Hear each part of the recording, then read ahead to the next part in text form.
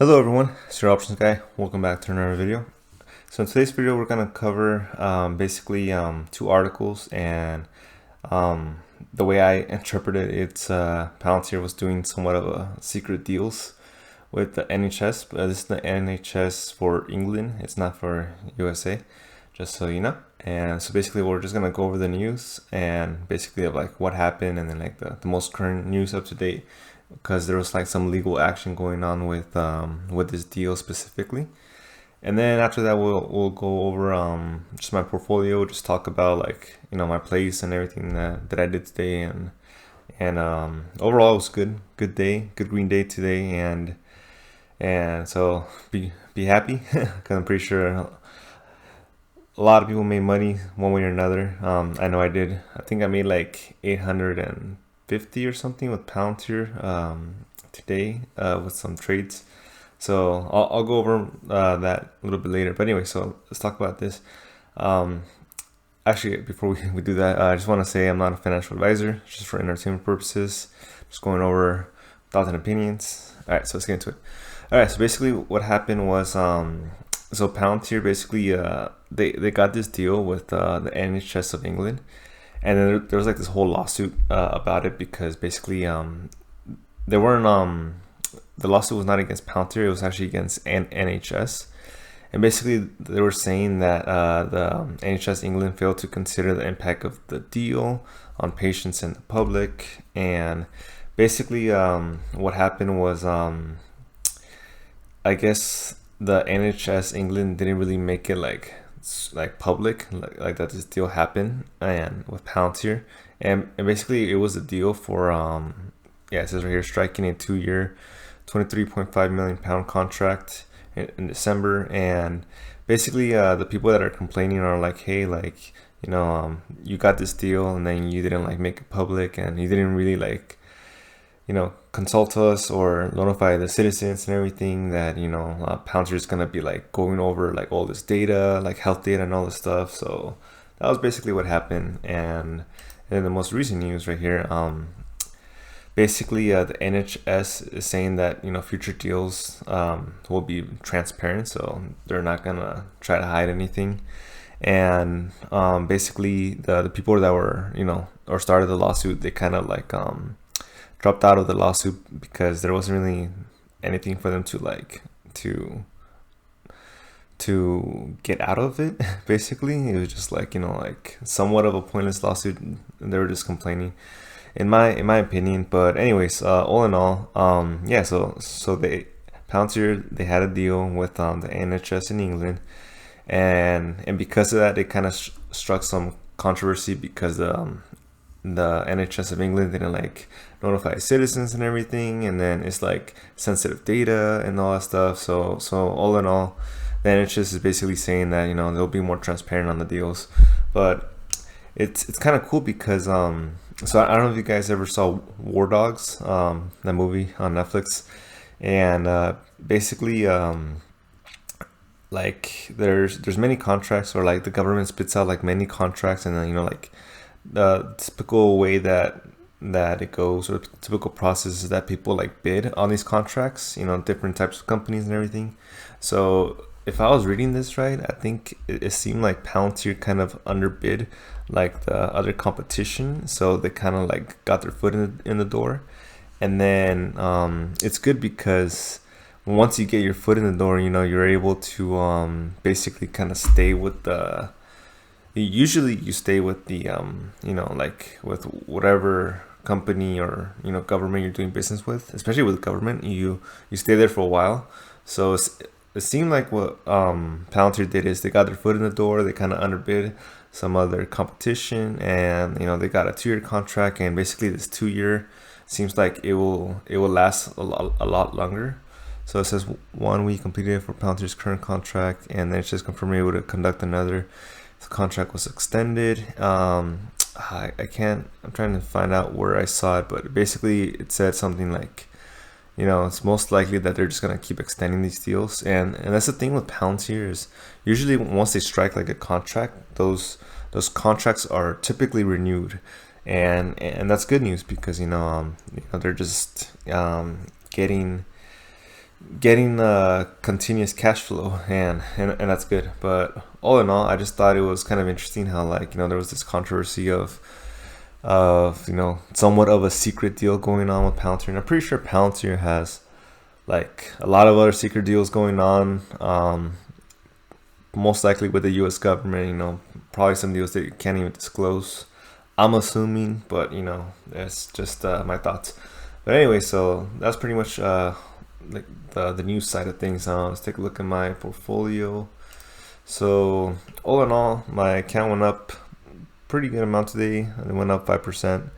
Yeah, it was pretty green day, like for the most part. Like almost everything in my watch list was green. Sorry. Anyway, so interesting things happened today. So yeah, the contracts that I had yesterday, I think it's right here. Yeah, so over here, basically, I was showcasing in my yesterday's video that I also bought 5 contracts for the 121 expiration, and I bought it at the $15 strike price. So it was like super in the money, super long expiration, and Palantir, like, had a good surge today. So basically I was able to sell it for like 5,000, a good $850 profit.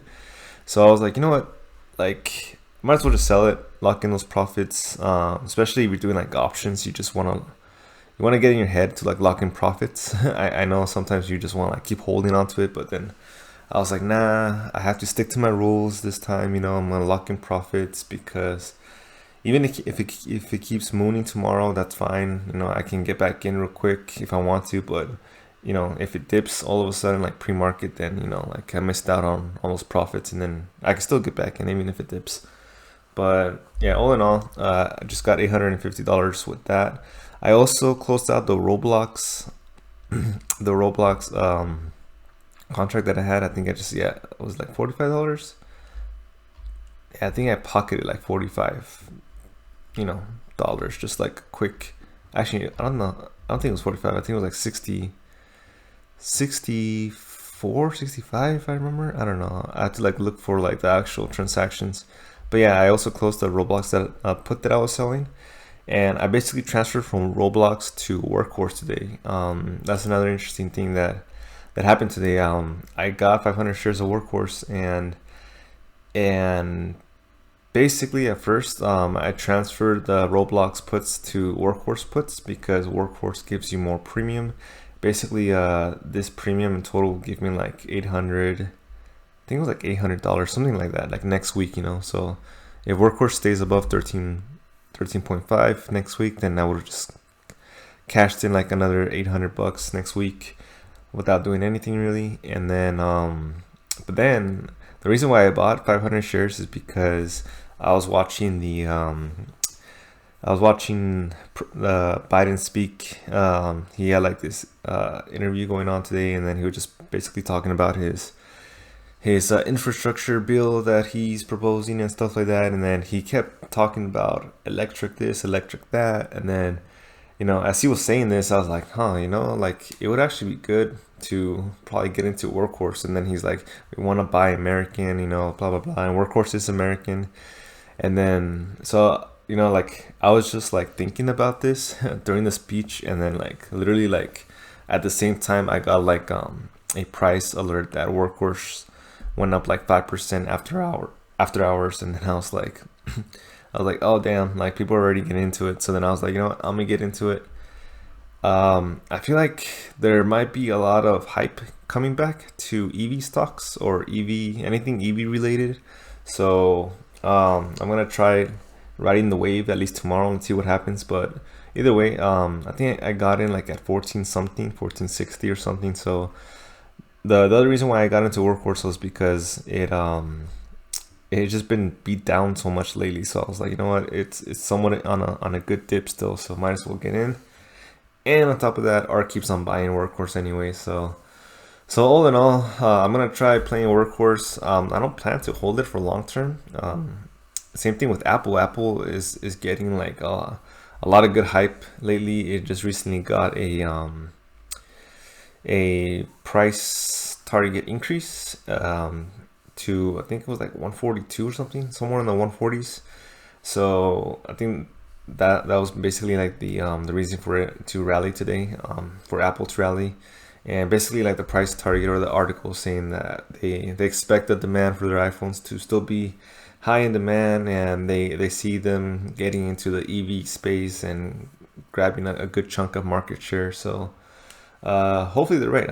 I'm trying to I got in at 125. I was doing like, you know, selling puts and selling calls and stuff.